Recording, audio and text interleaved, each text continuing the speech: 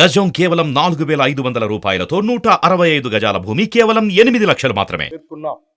ఎన్నికల ముందు ప్రజలకి హామీ ఇచ్చిన విధంగానే రైతు రుణమాఫీ పథకాన్ని అమలు చేయబోతున్నాం.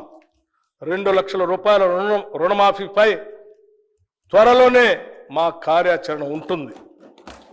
అందుకు విధి విధానాల్ని రూపొందిస్తున్నాం. ప్రతి పంటకు మద్దతు ధర ఇస్తాం.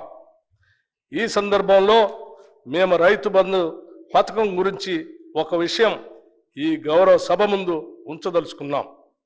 రైతు బంధు యొక్క ముఖ్య ఉద్దేశం రైతుకు పెట్టుబడి సాయం అందించడమేనని గత ప్రభుత్వం ఈ పథకాన్ని ప్రారంభించింది.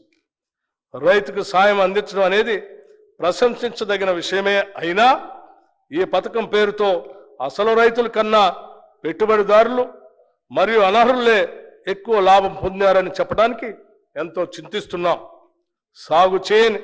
సాగు చేయటానికి పనికిరాని కొండలు, గుట్టలు, ఆఖరికి రోడ్లు ఉన్న స్థలానికి కూడా రైతు బంధు సాయం ఇచ్చారు.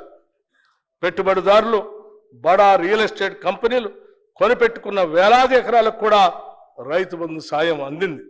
ఇది అక్రమం. ఇచ్చిన జీవోకి విరుద్ధంగా పథకాన్ని వర్తింపచేయటం అనేది గత ప్రభుత్వానికే సాధ్యమైంది.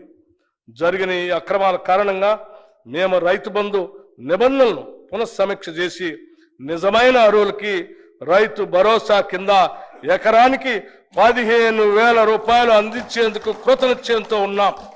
గతంలో భిన్నంగా మేము కౌలు రైతులకు కూడా రైతు భరోసా సాయాన్ని ఇవ్వటానికి మార్గదర్శకాలు సిద్ధం చేస్తున్నాం.